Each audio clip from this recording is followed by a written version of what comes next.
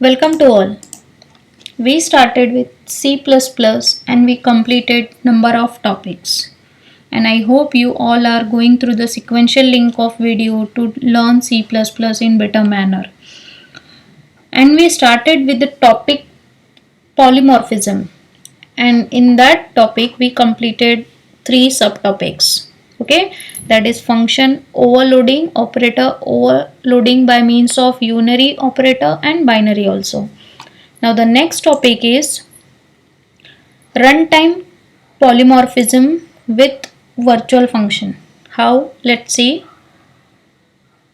To learn these many topics, you have to first go through the basics of C++, that is especially class and object. Okay, so उसके बाद ही आपको ये topic पूरा clear होगा. So better to go in a sequence. Okay, so we'll move.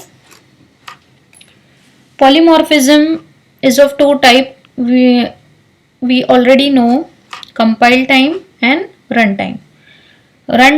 Compile time we completed with all these two subtypes also. Next is runtime. Runtime is also known as dynamic binding and late binding. Okay, and we have to learn about this virtual function. Runtime में हमें क्या पढ़ना है? ये virtual function पढ़ना है. So let's see. First of all, we should know the meaning of runtime. Okay, so selection of member function to be invoked while the program is running. यहाँ पे क्या बोल रहा है? Member function. Member function means what? जो class में हमने function declare किया है, तो कौन सा फंक्शन हमारा स्टार्ट होना चाहिए. ओके, प्रोग्राम में हमारे कौन से फंक्शन पहले रन होने चाहिए. This is known as runtime polymorphism. Okay, so selection of member function to be invoked while the program is running. तो जैसे हमारा प्रोग्राम रन होना स्टार्ट हो गया है, उस टाइम पे जो मेंबर फंक्शन सिलेक्ट होगा, that is known as runtime polymorphism. To achieve runtime polymorphism, C++ supports mechanism of virtual function. तो रन टाइम पॉलीमॉर्फिज्म अचीव कैसे होगा. ओके, सो इसके लिए हमें क्या यूज़ करना पड़ता है? Virtual function. We will see why we suppose to use virtual function. We will see further. So since the function is linked with a particular class, much after its compilation, this process is termed as late binding. इसमें क्या होता है? Function जो है वो class में कौन से क्लास से लिंक है, ये कंपाइलेशन के बाद में पता चलता है. ओके, जो ये आपका फंक्शन होगा मेंबर फंक्शन, वो कौन से क्लास से लिंक है. अगर हम प्रोग्राम रन कर रहे हैं, वॉइड मेन में अगर फंक्शन कॉल हो रहा है, तो कौन से फंक्शन को कॉल कर रहा है, कौन से क्लास के फंक्शन को कॉल कर रहा है, ये कब फाइनल होता है? After its compilation. So this is also known as late binding. Okay, next, virtual function board में अगर रूल्स आता है सिर्फ कि rules of virtual functions, so it may come for 3 to 4 marks, especially for 4 mark directly. Then if it is for 4 mark, you have to give 8 rules. Okay, so we have to first learn these rules. After that we have to move for the program. Let's learn rules of virtual function. The first rule is कि ये जो हमें virtual function लिखना है तो ये कैसा होना चाहिए, इसके लिए रूल्स क्या है, सिंटैक्स क्या है. Okay, the first rule is the virtual function must be member of some class. तो ये जो वर्चुअल फंक्शन है, उसने बोला अगर आपको कोई फंक्शन क्या बनाना है, वर्चुअल बनाना है, so it should be member of some class. वो किसी क्लास में वो फंक्शन यूज होना चाहिए. Okay, they can not be static member. As ये क्या है? रन टाइम है, so this they can not be static member. Okay, they are accessed using object pointer. मतलब अगर हम वर्चुअल फंक्शन यूज कर रहे हैं, ओके, ये कॉन्सेप्ट है, तो उसको यूज कैसे करना है? Using object pointer. Object pointer के थ्रू कॉल करना है, not directly by pointer, object pointer के थ्रू कॉल करना है. Okay, a virtual function can be friend of another class. इसका क्या प्रॉपर्टी है कि जो वर्चुअल फंक्शन है, it can be friend of another class. Okay, A virtual function in base class must be defined even though it is not used. Virtual function in base class. Virtual function जो है वो किस में defined होना चाहिए? Base class में defined होना चाहिए. अगर वो आपको यूज करना है या ना यूज करो आप चलेगा, लेकिन वो कहाँ पे डिफाइंड होना चाहिए?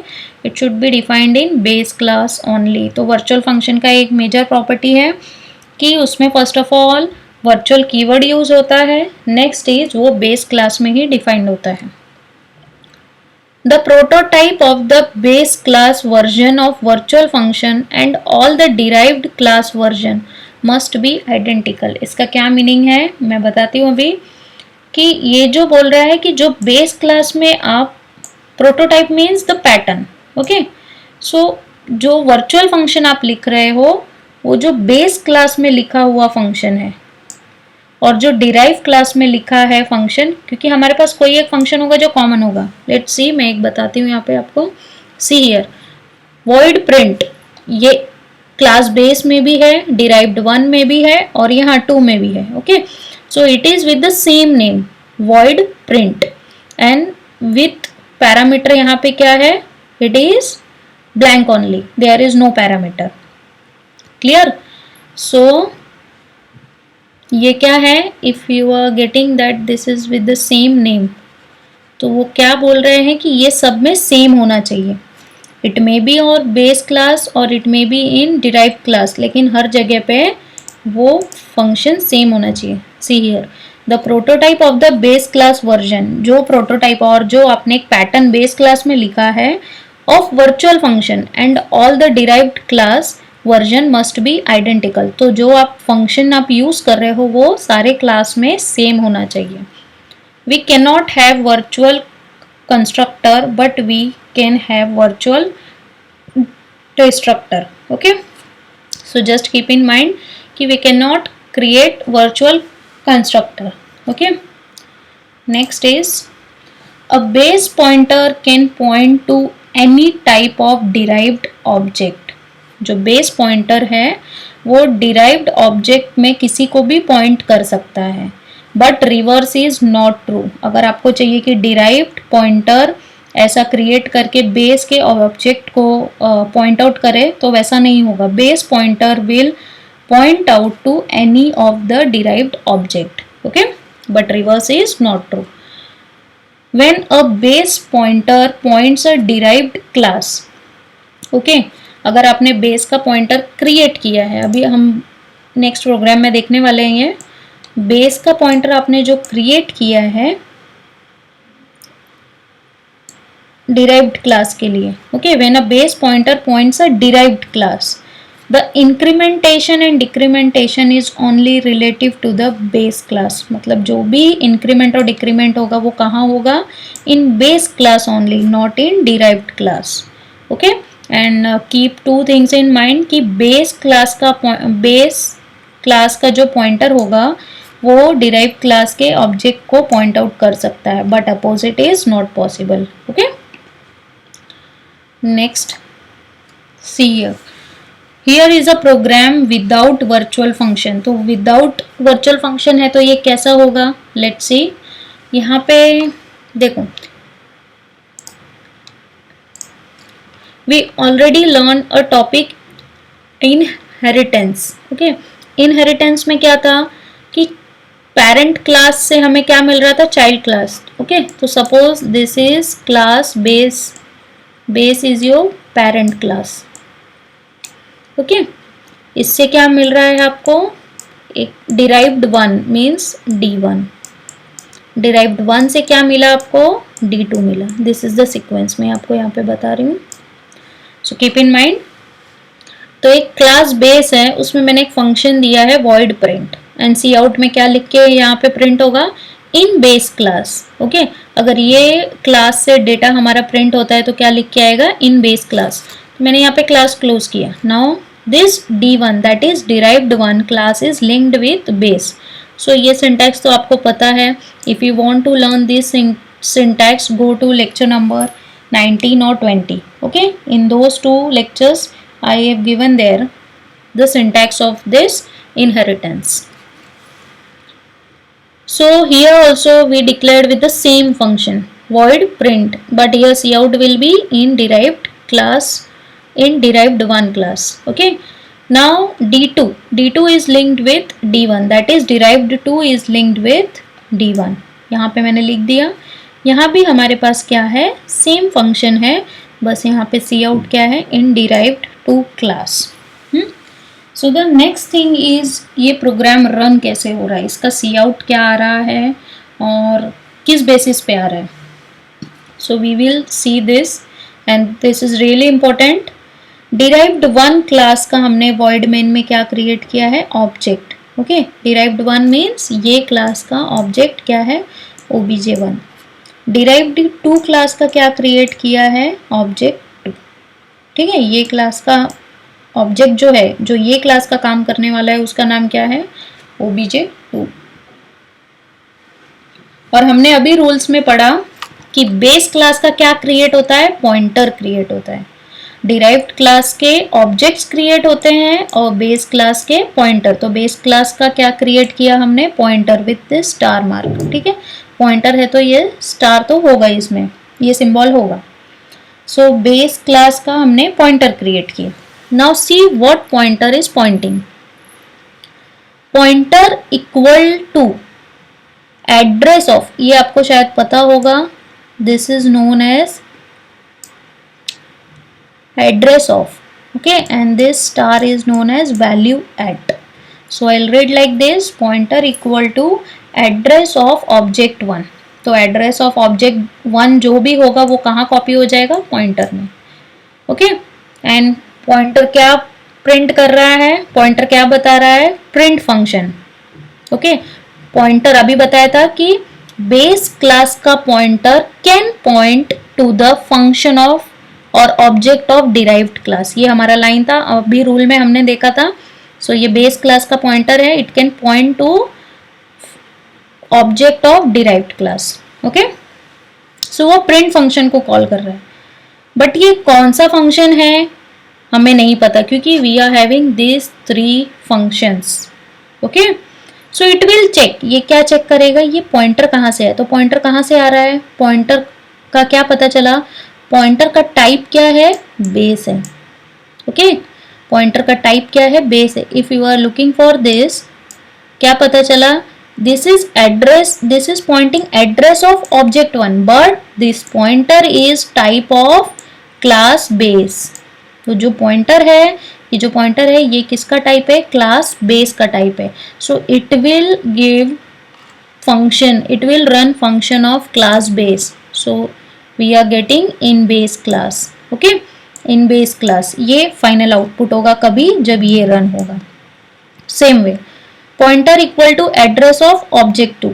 तो ऑब्जेक्ट 2 का जो एड्रेस है वो कहाँ कॉपी हुआ, पॉइंटर 2 में. But at the time of when we are running this program, pointer is pointing to print function. फिर से सेम प्रॉब्लम कि ये ptr क्या है, तो ptr कैसे पता चला, ptr is of type base class. Okay, ptr कहाँ से क्रिएट हुआ है, from base class. So it will point again the content of base class. So in these two cout we are getting our data as in base class. Okay, so final output हमारा क्या आया, consider here class.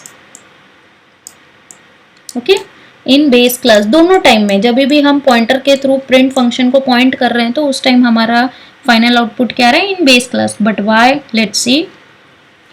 It is early binding, early binding हो रहा है. अभी हमने बताया कि रन टाइम में क्या होता है, वर्चुअल फंक्शन होता है, but we are not having here. Okay, तो वर्चुअल फंक्शन तो हमने यूज नहीं किया, तो ये क्या हो रहा है, this is early binding. Keep in mind this is compile time. Okay, function is decided at compile time, so it will execute the function in base class only. Okay, तो ये कंपाइल टाइम में ही final हो जाता है कि ये ptr क्या है, कैसे रन करना है, कौन सा फंक्शन कॉल होगा. सो it will execute the function in base class. तो वो बेस क्लास का ही फंक्शन रन कर रहा है बार बार. Why, let's see. This is really important note, keep in mind. In early binding execution of function is according to type of pointer. this is really important line. You have to make a difference, okay, by yourself in these two type, with virtual function and without. So you have to keep in mind that what is the change. Okay, so without virtual function means it is compile time, और इसमें क्या होता है, हमेशा base class का content ही run होता है. अर्ली बाइंडिंग में क्या हो जाता है, execution of function is according to the type of pointer. Okay, तो अर्ली बाइंडिंग में execution of function is according to type of pointer. Let's see again, you can see here, जब से ही हम एग्जीक्यूट करने जा रहे थे इसको, pointer is pointing to print function. Execution के जस्ट पहले क्या फाइनल हो रहा था कि ये पॉइंटर क्या है, तो क्या पता चला, ये बेस का टाइप है. ठीक है, so this is the same line that function execution of function is according to type of pointer. कि पॉइंटर का टाइप क्या है, पॉइंटर का टाइप बेस है, इसलिए हमेशा बेस क्लास का डेटा रन होता है. Okay, let's see with virtual function. Here we are having the same program, A to Z, it is completely same, just we are using a keyword virtual. इन पर हमें virtual keyword कहाँ use करना है, so keep in mind, I haven't given a note here that virtual keyword is used in member function of base class only. Okay, तो ये जो virtual keyword है ये आपको कहाँ use करना है, member function में, but member function of base class, जो सबसे पहला क्लास होगा जिधर से आपके बाकी क्लास आपको मिल रहे हैं, उसमें आपको ये वर्चुअल कीवर्ड यूज करना है बस. बाकी प्रोग्राम में no change. Okay, not at all a single word, just you have to add this virtual keyword in the member function of base class. Okay, so let's see अब यहाँ पे कैसे run होता है. So I will show you the data first. See here, in derived class 1 आ रहा है और यहाँ पे in derived 2 आ रहा है, but why, I will show you this line first. In late binding, execution of function is according to content of pointer. Keep in mind content of pointer. Okay, so let's see. At the time when we are getting this program, so यहाँ पे क्या हुआ है, derived 1 का class का object create हुआ है. derived 1 जो क्लास है, ये वाला क्लास है, इसका ऑब्जेक्ट क्रिएट हुआ है, ऑब्जेक्ट 1. then derived 2, ये डिराइव 2 क्लास का ऑब्जेक्ट क्या क्रिएट हुआ है, ऑब्जेक्ट 2. ओके, इसका ऑब्जेक्ट कौन सा है, ऑब्जेक्ट 2. क्लियर. नेक्स्ट इज, ये तो पहले से पता है, द रूल ऑफ दिस इज कि बेस क्लास का पॉइंटर क्रिएट होगा, तो बेस क्लास का हमने क्या क्रिएट किया, pointer. Then let's read this line that address of object 1 is copied into pointer, in this pointer. और अभी हमने क्या पढ़ा कि when we are doing program with virtual function, तब क्या होता है, कंटेंट ऑफ पॉइंटर को रीड करता है. रन टाइम में क्या रन कर रहा है, कंटेंट ऑफ पॉइंटर. तो ये जो पॉइंटर लिखा है, तो ये पॉइंटर में क्या कंटेंट है, address of object 1. Okay, address of object 1. Get this concept very clear. Address of object 1, तो एड्रेस ऑफ ऑब्जेक्ट 1 क्या है, that is object 1 belongs to derived class 1, that is from this class. Okay, first of all pointer is, और pointer is having address of object 1. Content of pointer क्या है, address of object 1. Object 1 क्या point कर रहा है, derived 1 class. सो derived 1 class में क्या data है, इन डिराइव्ड 1 क्लास. ओके, सो यहाँ पे जब हम प्रिंट फंक्शन को पॉइंट कर रहे हैं using this pointer, when we are pointing this print function, so we are getting data of derived class 1 using this object 1. Clear. Next, pointer equal to address of object 2. See here, now address of object 2 जो है वो कहाँ copy हो रहा है, PTR में. But virtual function का क्या प्रॉपर्टी है कि उसमें कंटेंट ऑफ पॉइंटर रीड कर रहा है. तो कंटेंट ऑफ पॉइंटर क्या है, address of object 2. Object 2 belongs to derived class 2, that is from this class. Okay, so when your pointer of base class is pointing to this print function, बस वो क्या check करेगा कि मुझे ये कौन सा प्रिंट फंक्शन रन करना है, object 2. Object 2 belongs to derived class 2. So it will run in derived class, in derived 2 class. Okay तो जब ये वाला प्रिंट फंक्शन रन होगा तो हमारा सी आउट ये वाला आएगा. Okay so see here, consider here class.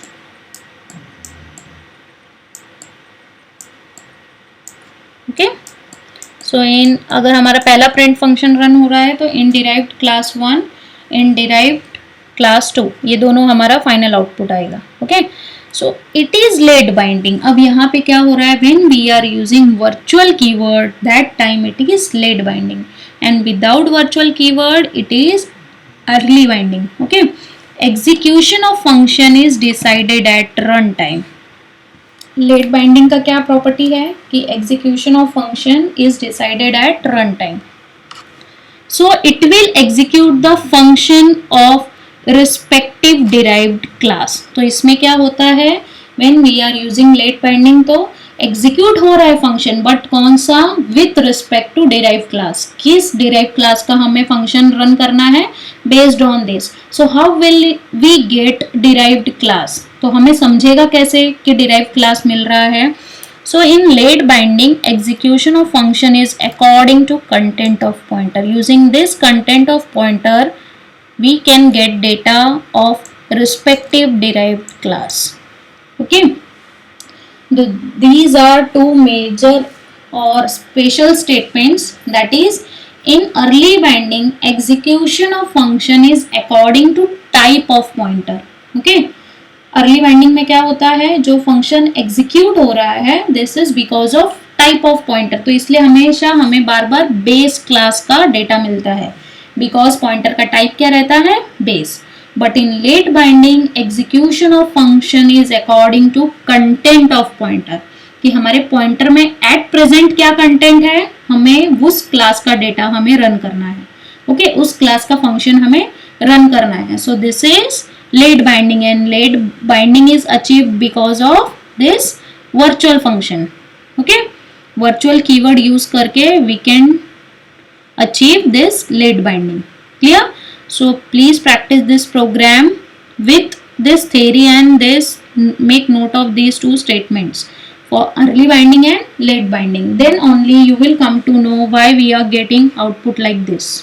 Okay, so please go through these programs properly, and if you are having any kind of doubt please mention in comment box.